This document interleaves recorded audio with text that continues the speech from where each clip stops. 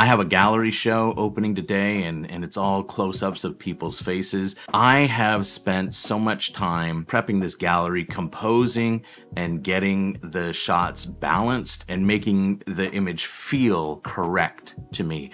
So one of the things that I really try to go for when I'm cropping and composing a final image is finding balance, like making sure the image doesn't feel like it's too off to the right or too off to the left. And so it made me think that this might be something that was useful to you. There are two ways that I do this. One is I use the pupils of the eye, and the second is I use the ridge line of the nose, either the side of the nose or the center of the nose. I'm very precise about it, and so I'm going to show you now with some images that I did with a session with my friend Alex. Let's take a look at that now. Okay, so taking a look at this first image, I have a panel here set up with just the grid and the crop tool. These are the tools that I need primarily. I want to make sure that my grid currently is set to 3 on the long edge and 3 on the short edge. If I show the grid, you'll see that there are 3 sections on the long edge and 3 sections on the short edge. This means sections. This does not mean lines. It's a little confusing. I get it. So if you were to say 2,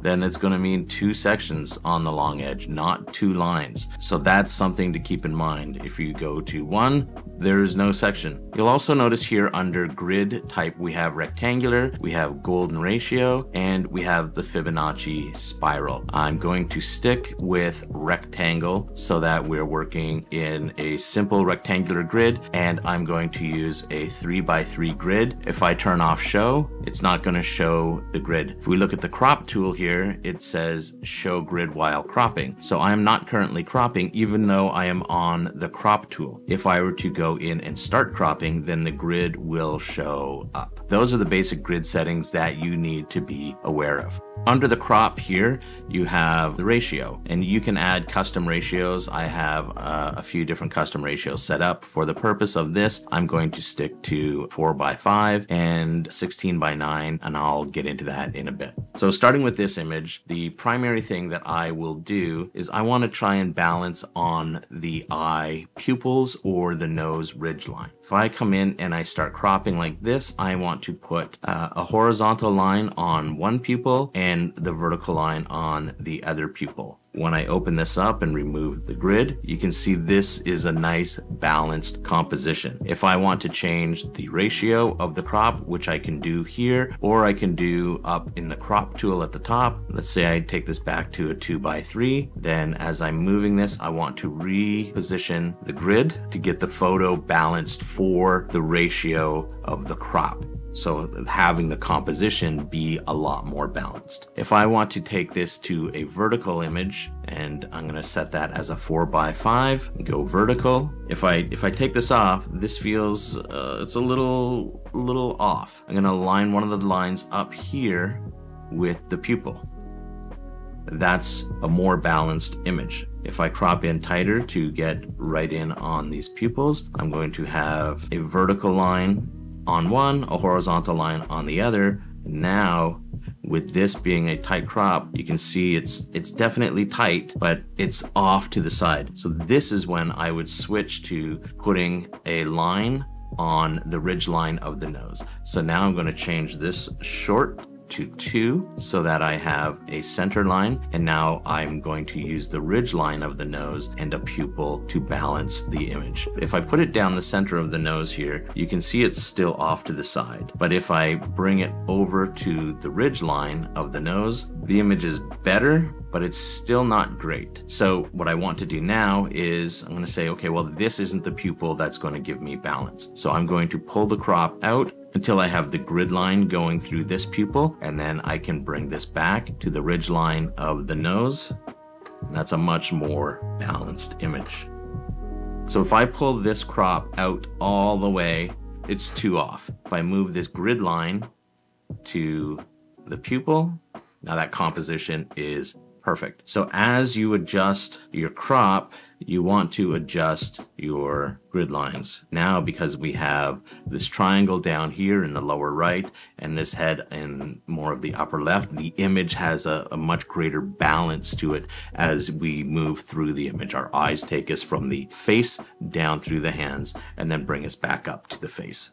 If you find this video useful so far, hit that like button and let YouTube know that this is a video that you like. It really helps me out and I really appreciate it. It's a very simple, small little gesture that you can do to help out this channel. So now I want to take a look at this photo. The composition on this is, and the mood and the tone of this image is a little more somber, a little more thoughtful, a little more pensive. With this image, I might want to use it horizontally as the hero image on a website. I'm going to set the crop to 16:9. So now I'm going to set the crop, bring it down to the eye line, and then bring the vertical guide to the ridge line of the nose.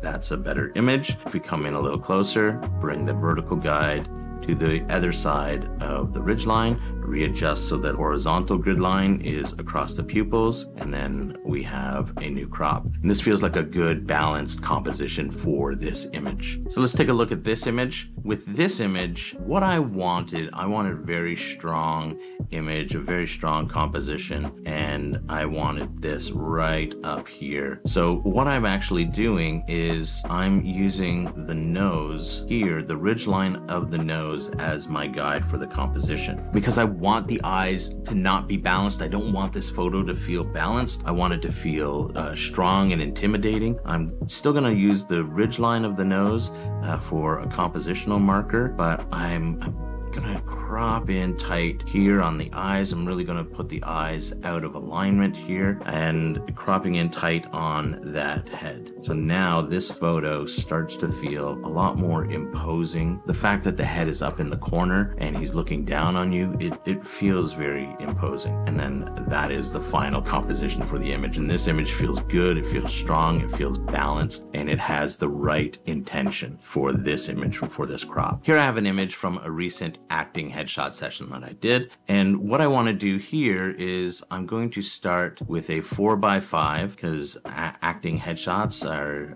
8x10. So I'm going to make this crop vertical and I'm going to bring it to the center of her face, so the mask of her face is in this center section, and then I'm going to bring the crop in, and you can see if I take this crop off, it still feels heavy on the right here even though her face is centered. I'm just going to bring that vertical grid line over the pupil of her right eye, which is camera left, and then take this off, and now that image feels perfectly balanced. It's good, it's ready to go to post up on Actors Access or Casting Workbook or IMDb, and she can go ahead and use that. It's important to note that this isn't going to work for every shot. You have to use your best judgment. So I want to take a look at this photo of Adam, who's a client of mine. He's an actor, and I'm going to turn the grid on and show you right now that you can see this grid line follows the nose. It's a nice, perfectly centered, straight on shot, but what I have with these horizontal grid lines